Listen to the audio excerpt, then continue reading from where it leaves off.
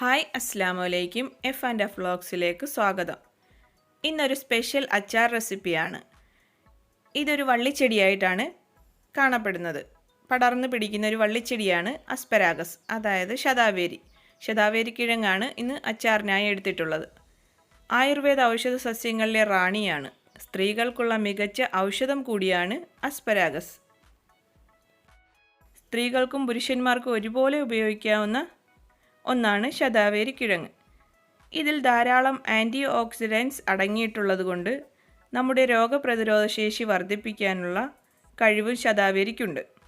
ക്ഷീണമകറ്റാനും വന്ധ്യത, ശരീരഭാരം വർദ്ധിപ്പിക്കാനും ആർത്തവ സംബന്ധമായ പ്രശ്നങ്ങൾക്കും മൂത്രാശയ രോഗങ്ങൾക്കുമൊക്കെ ഇത് നല്ലതാണ്. അതുപോലെ തന്നെ ലേഹ്യമായിട്ടും പൊടിയായിട്ടും ഒക്കെ ഇത് നമ്മൾ കഴിക്കാറുണ്ട്. പാലിലരച്ച്, ഇതിൻ്റെ കിഴങ്ങ് പാലിലരച്ചൊക്കെ ഇത് കൊടുക്കാറുണ്ട്. ഡെലിവറി കഴിഞ്ഞ് കിടക്കുന്നവർക്കൊക്കെ ബ്രസ്റ്റ് മിൽക്ക് കുറയുന്ന സാഹചര്യത്തിലൊക്കെ ഇത് പാലിലരച്ച് കൊടുക്കാറുണ്ട്, ലേഹ്യമായിട്ടൊക്കെ കൊടുക്കാറുണ്ട്. ശതാവേരി കിഴങ്ങെല്ലാം നമ്മൾ എടുത്തിട്ടുണ്ട്, കണ്ടോ. ഇനി ഇത് നമുക്ക് മണ്ണെല്ലാം കളഞ്ഞ് വൃത്തിയായിട്ട് കഴുകി എടുക്കണം. എടുത്തതിന് ശേഷം ചെറുതായിട്ട് മുറിച്ച് ഇഡ്ഡലി കുട്ടകത്തിൽ വെച്ചിട്ട് നമുക്ക് ആവിയിൽ പുഴുങ്ങിയെടുക്കണം. വെള്ളത്തിലിട്ട് പുഴുങ്ങുന്നതിനേക്കാൾ നല്ലത് ആവിയിൽ പുഴുങ്ങിയെടുക്കുന്നതാണ് ഏറ്റവും ഗുണം. പുറത്തുള്ള തൊലി പെട്ടെന്ന് തന്നെ നമുക്ക് കൈകൊണ്ട് തന്നെ ഇത് ഉരിച്ചു മാറ്റാൻ പറ്റും. ഇതൊന്ന് തണുക്കുന്ന സമയത്ത് നമുക്ക് പുറത്തു പോയി നമ്മുടെ മുറ്റത്ത് നട്ടിട്ടുള്ള ഇഞ്ചിയും പച്ചമുളകും കറിവേപ്പിലയൊക്കെ ഒന്ന് നമുക്ക് പറിച്ചെടുത്തിട്ട് വരാം. അച്ചാറിനേക്ക് ആവശ്യമായ ഇഞ്ചിയും കറിവേപ്പിലയും പച്ചമുളകും നമുക്ക് പറിച്ചെടുത്തിട്ട് വരാം. അപ്പോഴേക്കും നമ്മുടെ ശതാവേരി കിഴങ്ങ് അവിടെ ഒന്ന് തണുത്ത് വരട്ടെ. തണുത്തതിന് ശേഷം നമുക്ക് അതിൻ്റെ തൊലിയും ഉള്ളിലുള്ള ഒരു നാരുണ്ട്, കപ്പയുടെയൊക്കെ ഉള്ളിലുള്ള നാര് പോലെ ഒരു നാരുണ്ട് അകത്ത്. ആ നാര് നമുക്ക് പെട്ടെന്ന് തന്നെ കളയുന്നത് എങ്ങനെയെന്ന് നോക്കാം.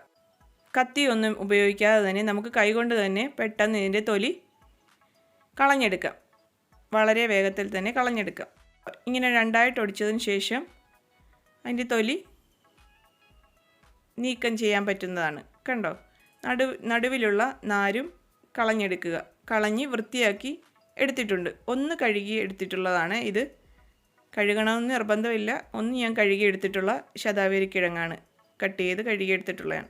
ഇനി നമുക്ക് അച്ചാറിടുന്നത് എങ്ങനെയെന്ന് നോക്കാം.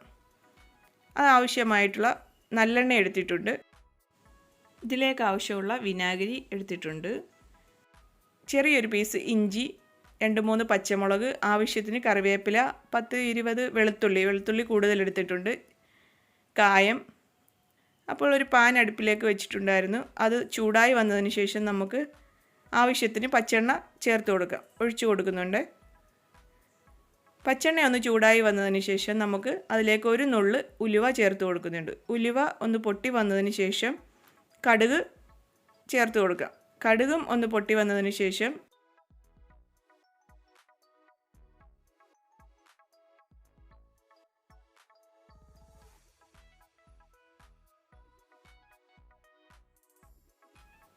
ഇഞ്ചി, വെളുത്തുള്ളി, പച്ചമുളക്, കറിവേപ്പിലയൊക്കെ ചേർത്ത് കൊടുക്കാം.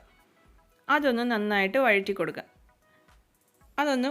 ഇതൊക്കെ ഒന്ന് വാടി വന്നതിന് ശേഷം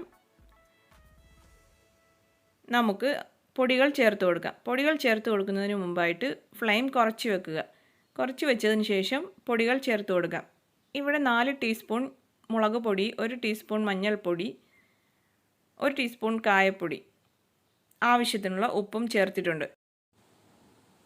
പൊടികളെല്ലാം നന്നായിട്ടൊന്ന് മിക്സ് ചെയ്ത് ആ പൊടികളുടെയൊക്കെ പച്ചമണം മാറുന്നത് വരെ ഒന്ന് മിക്സ് ചെയ്ത് കൊടുക്കുക. എന്നിട്ട് ഇതിലേക്ക് നമ്മൾ അരിഞ്ഞ് വൃത്തിയാക്കി വെച്ചിട്ടുള്ള ശതാവേരി കിഴങ്ങും കൂടി ചേർത്ത് കൊടുക്കുക. ചേർത്തതിന് ശേഷം നന്നായിട്ടൊന്ന് നല്ലതുപോലെ ഒന്ന് മിക്സ് ചെയ്യുക. ആ പൊടികളെല്ലാം അരപ്പെല്ലാം നല്ലതുപോലെ ശതാവേരി കിഴങ്ങിൽ പിടിക്കത്തക്ക രീതിയിൽ നല്ലതുപോലെ വഴറ്റി കൊടുക്കുക.